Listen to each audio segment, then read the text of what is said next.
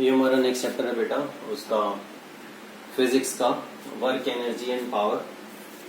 और इस चैप्टर को समझने के लिए हमें वही फिजिक्स में जैसा मैंने शुरू से बोलता आया हूँ कि जो मोशन वाला चैप्टर है, force and laws of motion है, वो सब आना चाहिए इस चैप्टर को समझने के लिए। खैर फोर्स, लॉज एंड मोशन का तो कोई ऐसा जरूरत नहीं है लॉज ऑफ मोशन समझने का, लेकिन हाँ उसकी काफी जरूरत है कि जो इक्वेशन ऑफ मोशन है, v equal to u plus a t, v square minus u square is equal to 2as and s is equal to u t plus half a t squared,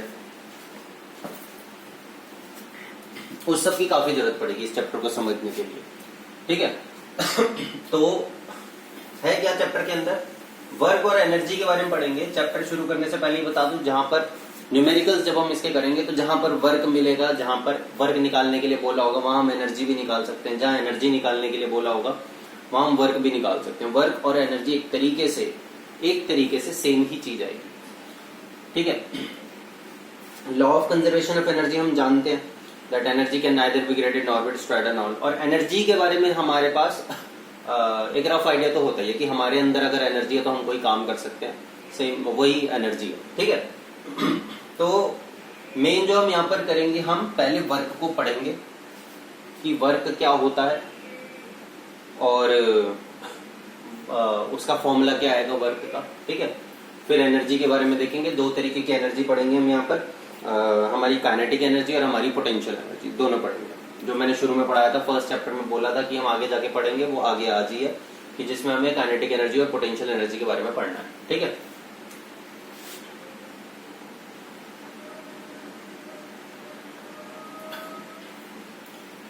work देखो होता क्या है, work होता है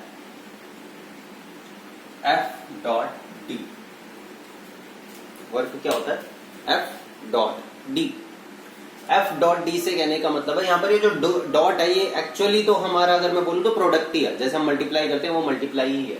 लेकिन यहाँ पर हम फिजिक्स के अंदर ये डॉट प्रोडक्ट अलग होता है, मैथ्स का कंसेप्ट होता है हमारा ये डॉट प्रोडक्ट का। थोड़ा सा बता दूंगा बस मैं कि डॉट प्रोडक्ट से कहने का क्या मतलब होता है। दो प्रोडक्ट होते हैं हमारे पास, एक होता है डॉट प्रोडक्ट, एक होता है क्रॉस प्रोडक्ट। ठीक है, क्रॉस प्रोडक्ट नहीं देख रहे हम, डॉट प्रोडक्ट देख रहे हैं यहाँ पर। डॉट प्रोडक्ट में अंतर क्या होता है कि जो वर्क डन है वो फोर्स इनटू डिस्प्लेसमेंट नहीं है, फोर्स डॉट डिस्प्लेसमेंट है। कहने का मतलब होता है ये निकल के आता है एफ डी कॉस थीटा। अब ये क्या चीज है, कॉस थीटा क्या है, थीटा क्या है, ये थीटा होता है, ये कॉस थीटा क्या है ये मैं बता देता हूँ।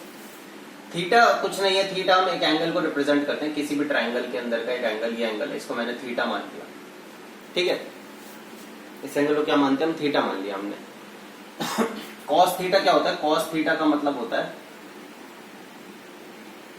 Base by hypotenuse. ये तुम 10th क्लास की मैथ्स में पढ़ोगे, कॉस थीटा क्या होता है। मैथ्स के अंदर कुछ चीजें सॉल्व करने के लिए यूज करा जाता है इसको। हमें इसकी भी इतनी जरूरत नहीं है, हमें सिर्फ इतना सा ध्यान रखना है कि कॉस 0 डिग्री 1 होता है, वैल्यू 1 होती है कॉस, अगर एंगल 0 डिग्री है। अभी समझ आएगा धीरे धीरे। और कॉस 180 डिग्री -1 होता है। ठीक है, कॉस 180 डिग्री क्या होता है, -1। अब कहने का क्या मतलब है यहाँ पर, और कॉस 90 डिग्री 0 होता है। ये तीन चीजें ध्यान रखना, कॉस 90 डिग्री 0 होता है। ठीक है, वर्क क्या होता है, वर्क जब हम किसी चीज पर फोर्स लगाते हैं और फोर्स लगाने के बाद उसको एक दूरी तक ले जाते हैं, उसमें कुछ डिस्प्लेसमेंट होती है, तो हम कहते हैं वर्क हुआ। फिजिक्स के हिसाब से वर्क होने के लिए डिस्प्लेसमेंट होना जरूरी है। क्या है, कोई भी काम अगर हो रहा है फिजिक्स के हिसाब से तो उसमें डिस्प्लेसमेंट होना जरूरी है। अगर डिस्प्लेसमेंट हो रही है, only then we consider that work is being done, otherwise no work is being done. ठीक है, अगर डिस्प्लेसमेंट हो रही है तभी वर्क हो रहा है, वरना नहीं हो रहा है। मतलब अगर मैं इस बोर्ड पर खड़े रह करके सारा दिन जोर लगाता रहूं तो कोई वर्क डन नहीं हुआ। क्यों, क्योंकि कोई डिस्प्लेसमेंट नहीं हुई, ये अपनी जगह से हिल के दूसरी जगह नहीं गया, इसने कोई दूरी तय नहीं करी। ठीक है, तो वर्क डन क्या होता है, फोर्स इनटू डिस्प्लेसमेंट। मतलब वर्क डन होने के लिए क्या क्या जरूरी है, वर्क डन होने के लिए फोर्स जरूरी है, डिस्प्लेसमेंट जरूरी है। फोर्स लगी होनी चाहिए, डिस्प्लेसमेंट लगी होनी चाहिए। लेकिन एक चीज और है, क्योंकि वर्क डन सिर्फ फोर्स इनटू डिस्प्लेसमेंट नहीं है, उसमें फोर्स और डिस्प्लेसमेंट के बीच के एंगल का भी फर्क होता है कि इधर डिस्प्लेसमेंट हो रही है और इधर फोर्स लगाई है, 5 न्यूटन की फोर्स लगाई है और इधर डिस्प्लेसमेंट हो रही है 5 मीटर की, मान लो डिस्प्लेसमेंट हो रही है। ठीक है, जैसे मान लो तुम किसी गाड़ी को, वो खिलौने वाली गाड़ी होती है, उसमें धागा बांधा हुआ और उसको खींच के ले जा रहे हो, उसको ऐसे खींचते ना, खींच धागा हमारा ऊपर की तरफ होता है, वो चल आगे की तरफ रही होती है, तो फोर्स मैंने इधर की तरफ लगाई है, डिस्प्लेसमेंट इधर की तरफ हो रही है। ओके, तो ये हमारा जो कंसेप्ट बन रहा है, यहाँ पे देखेगा कि इसके बीच में एंगल बन रहा है थीटा। तो वर्क डन सिर्फ 5 × 5 करके नहीं आएगा कि मैंने 5 4 से डिस्प्लेसमेंट 5 को मल्टीप्लाई करके, साथ में इस एंगल के बारे में भी मुझे सोचना पड़ेगा।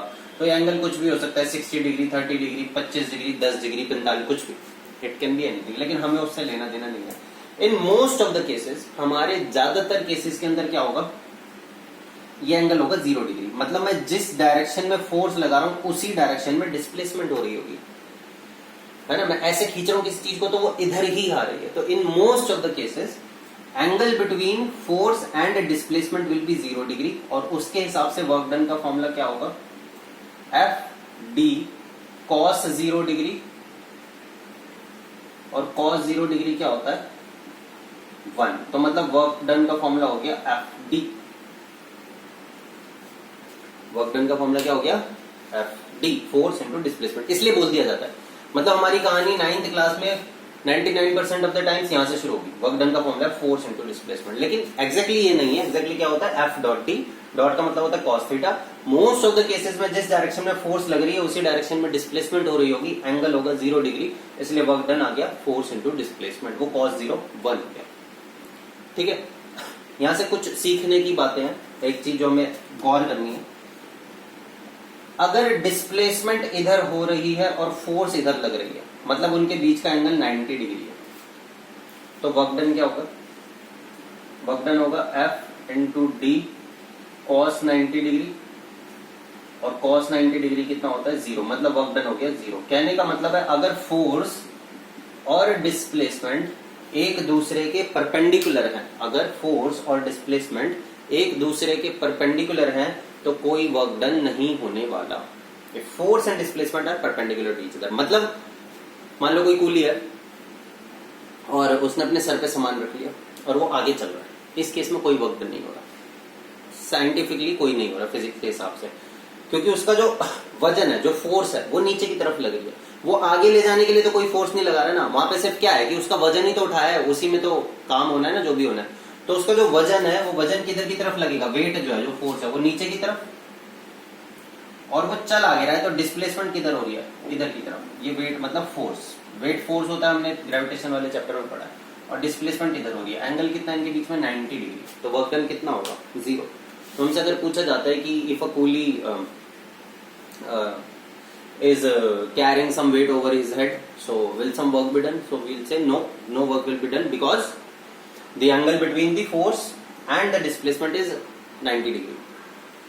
तो जब भी परपेंडिकुलर होते हैं फोर्स और डिस्प्लेसमेंट, तो कोई भी वर्क डन नहीं करा जाता है। क्लियर है, ये चीज ध्यान रखेंगे हम कि अगर फोर्स और डिस्प्लेसमेंट के बीच का एंगल 90 डिग्री आता है तो कोई भी वर्क डन नहीं किया जा रहा है। ओके, तो हर केस में हमेशा ऐसा देखना है हमें कि फोर्स और डिस्प्लेसमेंट कहीं पर भी हो तो फोर्स और डिस्प्लेसमेंट के बीच का एंगल देखना, कौन सी फोर्स है, कौन सा डिस्प्लेसमेंट और कौन सा एंगल बन रहा है उनके बीच में, इस पर जरूर ध्यान रखना है। कोई बीच का एंगल हमारा किसी भी केस में नहीं बनेगा, सिर्फ यही 3 केस आ सकते हैं कि या तो 0 डिग्री होगा, 0 डिग्री मतलब हमारा नॉर्मल केस, वर्क का फॉर्मूला हो जाएगा फोर्स इंटू डिस्प्लेसमेंट। 90 डिग्री जब परपेंडिकुलर हो जाएंगे तो वर्क डन 0 हो जाएगा, और एक केस हो जाता है जब फोर्स और डिस्प्लेसमेंट के बीच का एंगल 180 डिग्री है। 180 डिग्री से कहने का मतलब है तुमने फोर्स लगाई इधर और डिस्प्लेसमेंट हो रही है इधर। ये केस ऐसा समझ लो जैसे तुम किसी आती हुई गाड़ी को रोकने की कोशिश कर रहे हो या ट्रेन को रोकने की कोशिश कर रहे हो, तुम उस पर फोर्स लगाए जा रहे हो लेकिन वो फिर भी तुम्हें पीछे धकेले जा रही है, तो तुम फोर्स इधर लगा रहे हो, डिस्प्लेसमेंट इधर हो रही है, तो वर्क डन क्या होगा, F into D cos 180 degree, angle 180 बन रहा है इनके बीच में, ठीक है। तो वर्क डन कितना हो गया माइनस एफ डी, मतलब यहाँ पर नेगेटिव वर्क डन होता है। तो नेगेटिव वर्क डन कब होता है, जब फोर्स और डिस्प्लेसमेंट एक दूसरे के अपोजिट होते हैं, ठीक है। ये हमेशा फोर्स पे डिपेंड करने वाला है, कौन सी फोर्स है। ट्रेन ने जो फोर्स लगाई है उससे अभी भी पॉजिटिव वर्क डन हो रहा है, क्योंकि ट्रेन फोर्स इधर लगा रही है, डिस्प्लेसमेंट अभी भी इधर हो रही है। मैंने जो फोर्स लगाई है, मैंने फोर्स उधर लगाई है, डिस्प्लेसमेंट इधर हो रही है, तो वर्क डन नेगेटिव होगा। तो हमने 3 केसेस देखे। वर्क डन होने के लिए क्या क्या जरूरी है, वर्क डन होने के लिए फोर्स होना जरूरी है, डिस्प्लेसमेंट होना जरूरी है, और फोर्स और डिस्प्लेसमेंट के बीच, फोर्स और डिस्प्लेसमेंट परपेंडिकुलर नहीं होनी चाहिए, ठीक है ना, परपेंडिकुलर होगी तो वर्क डन 0 हो जाएगा, ठीक है। और अगर हाँ परपेंडिकुलर में 0 वर्क डन हो जाएगा, बस यही है जो हमें देखना है, ओके। अब जैसे मैं तुमसे क्वेश्चन पूछता हूं, तुमने इसको उछाला और ये वापस आ गया, वर्क डन कितना हुआ? 0, डिस्प्लेसमेंट 0 हो गई यहाँ पर, तो यहाँ पर क्या है, यहीं पर वापस आ गया, वर्क डन कितना हो गया? 0। तुमने किसी चीज को उछाला, मान लो यही मार्कर है, मैंने यहाँ से उछाला और ये मार्कर उछलता हुआ इधर आके गिर गया, मान लो यहाँ पे मेज है, यहाँ पे टेबल है, यहाँ से उछाला यहाँ आके गिर गया, ऐसा कुछ बना, यहाँ से उछाला यहाँ आके गिर गया, इतनी डिस्प्लेसमेंट हो गया। तो क्वेश्चन पूछ रहे क्या कुछ वर्क डन हुआ? बिल्कुल हुआ। मैंने फेंका, फोर्स लगाई मैंने, डिस्प्लेसमेंट हो गई, कुछ ना कुछ वर्क डन तो हुआ है, ओके। अब एक क्वेश्चन पूछ रहा हूँ, ग्रेविटेशन की फोर्स ने कितना वर्क डन करा है? ग्रेविटेशन की भी फोर्स लग रही है उसके ऊपर, तभी तो नीचे आ गया। अब ग्रेविटेशन की फोर्स किधर लग रही है? नीचे की तरफ, और डिस्प्लेसमेंट किधर हो रही है? इधर की तरफ, तो वर्क डन कितना होगा? 0। एनसीईआरटी एक्सरसाइजेस का क्वेश्चन है, ठीक है। तो फोर्स पे डिपेंड करेगा, मैंने जो फोर्स लगाई है क्या उससे कुछ वर्क डन हुआ? बिल्कुल हुआ। ग्रेविटेशन की फोर्स से कोई वर्क डन हुआ? नहीं, उससे कोई वर्क डन नहीं हुआ, क्योंकि एंगल 90 डिग्री आ रहा है, so work done will be 0, okay. तो तुम क्या लिखोगे? वर्क को डिफाइन करोगे। वर्क कब होता है? वर्क होता है जब फोर्स लगे, जब डिस्प्लेसमेंट हो और उनके बीच का एंगल 90 डिग्री नहीं होना चाहिए। अगर एंगल उनके बीच में 0 है तो work done force into displacement है। अगर एंगल 180 डिग्री है तो नेगेटिव वर्क डन होगा, और 90 डिग्री पे कोई वर्क डन नहीं होगा, ओके। अच्छा, वर्क डन की एसआई यूनिट होती है, एसआई यूनिट जूल, जो एनर्जी की होती है। एनर्जी की एसआई यूनिट भी जूल ही होती है, और वर्क डन की एसआई यूनिट भी जूल होती है।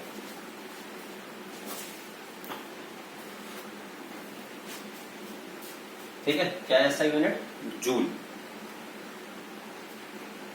इसको हम ऐसे जे करके भी लिख सकते हैं। 1 जूल को तुम डिफाइन करो, डिफाइन 1 जूल ऑफ वर्क। ये पहले भी बता रखा है मैंने बहुत बार, 1 जूल को कैसे डिफाइन करते हैं, पहले वाले चैप्टर्स में भी करा है, तो अब तुम ही करोगे, ये मैं नहीं बताने वाला हूं कि 1 जूल को हम कैसे डिफाइन करेंगे, ओके।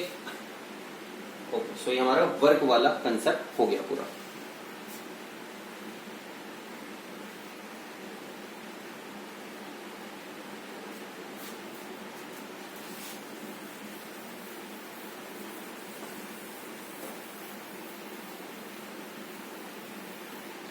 अगर क्वेश्चन पूछा जाए when is work said to be done, so work is said to be done when a force acting on the object moves it through a certain distance. जब एक force object पर लग रही हो और वो उसे एक पर्टिकुलर डिस्टेंस से मूव करवा दे।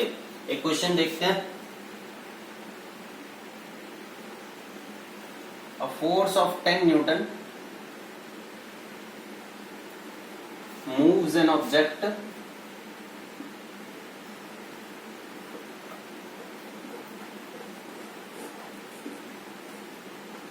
through a distance of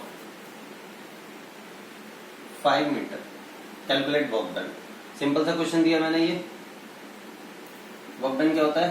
F into D, force into distance. यहाँ पर मेंशन नहीं है तो मतलब वही है कि 0 डिग्री का एंगल है उसके बीच में। फोर्स कितनी है? 10, डिस्प्लेसमेंट है 5, वर्क डन कितना हो गया? 50 जूल। वर्क डन हो गया 50 जूल, ओके।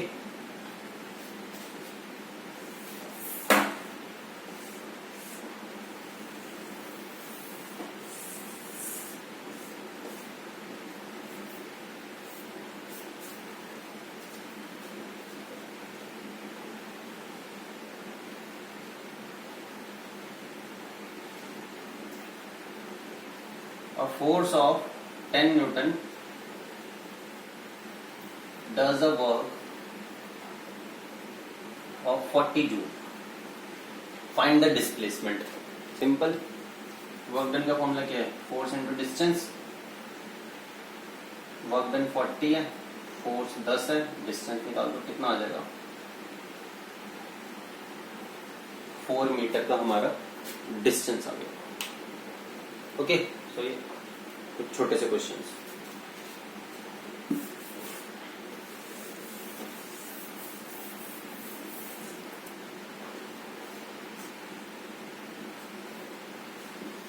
ठीक है, इसके बाद आती है एनर्जी। एनर्जी दो तरीके की है, एक है काइनेटिक एनर्जी, एक है potential energy. Kinetic energy first chapter में ही बताया था, दोबारा बताता हूं। Kinetic energy is the energy of a body due to its motion. एक बॉडी जब मोशन में है तो उसमें जो एनर्जी होती है उसको हम काइनेटिक एनर्जी बोलते हैं। क्या है? When a body is in motion then its energy is considered is called kinetic energy. अभी काइनेटिक एनर्जी आती कैसे है? मैंने बोला था, बहुत बार बताया, law of conservation of energy में क्या होता है, एक एनर्जी दूसरी एनर्जी में कन्वर्ट हो सकती है। तो किसी बॉडी में काइनेटिक एनर्जी कैसे आती है? कोई चीज मूव करना कब शुरू करेगी? मैं उसको धक्का दूंगा, वो मूव करना शुरू कर जाएगी। अब मैंने उसको धक्का दिया तो मैंने फोर्स लगाई, मैंने उसके ऊपर वर्क डन करा। जब मैंने उसके ऊपर फोर्स लगाई है, मैंने उसके ऊपर वर्क डन करा है, तो वो जो वर्क डन है वो उसकी काइनेटिक एनर्जी बन जाता है। ठीक है, हर बार ऐसे ही होता है, सारी एनर्जी का यही होता है, तुम कुछ वर्क करोगे, वो वर्क उसकी एनर्जी बन जाता है। ठीक है, तो हम उसको क्या बोलते हैं? Kinetic energy. So the kinetic energy is the energy of a body due to its motion. उसके मोशन की वजह से जो एनर्जी, हम उसको काइनेटिक एनर्जी बोलते हैं। ठीक है, तो यहाँ डेफिनेशन तुम लिख ही सकते हो, बोल रहा हूं मैं तो लिख लो कि kinetic energy the energy of a body due to its motion. ठीक है, या वैसे भी बोल देते हैं the energy of a body by virtue of its motion, by virtue of its motion, due to its motion will also do. Okay, so उसको हम काइनेटिक एनर्जी बोलते हैं। अब काइनेटिक एनर्जी का जो फॉर्मूला है हमें वो डिराइव करना है। ठीक है, काइनेटिक एनर्जी का फॉर्मूला, तो उसको फॉर्मूले को डिराइव करने के लिए फिजिक्स की डेरिवेशन करना आसान होता है अगर मैं स्टेप्स समझ लूं, शुरू का स्टेप समझ लूं, उसके बाद सीधा हमें धीरे धीरे आगे चलना होता है, बस और कुछ नहीं होता। तो मैंने जो बोला था वर्क डन ही काइनेटिक एनर्जी बनाता है, तो मैं वर्क डन से लेकर के चलूंगा। मैं बोलता हूं let us assume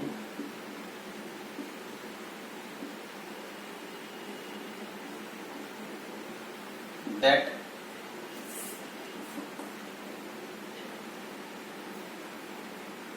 an object is moving, मैं ऐसा मान लेता हूं पहले ऑब्जेक्ट किसी वेलोसिटी से मूव कर रहा है, moving with a velocity u, a force F acts on it and changes its velocity to v. The object moves through a distance d in time t. ठीक है, क्या है? Let us assume that an object is moving with a velocity u, a force F acts on it and it changes its velocity to v. एक कोई object है u velocity से move कर रहा है, उसके ऊपर मैंने F फोर्स लगा दी तो उसकी वेलोसिटी ऑब्वियसली चेंज हो गई, v हो गई, और ऑब्जेक्ट t टाइम में d डिस्टेंस से मूव कर चुका है। सब कुछ बता दिया मैंने। वर्क डन क्या होगा?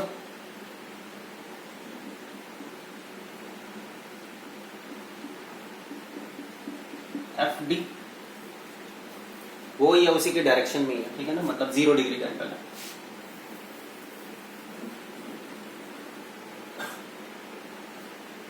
अब एक काम करेंगे हम, यहां पर d जो है इसकी वैल्यू सब्स्टिट्यूट करेंगे। ध्यान होगा, v know v squared minus u squared is equal to 2 into a into D. Distance को d मान लिया मैंने यहाँ पे, तो d वरना s होता है, वेयर एस a क्या है? Is acceleration produced.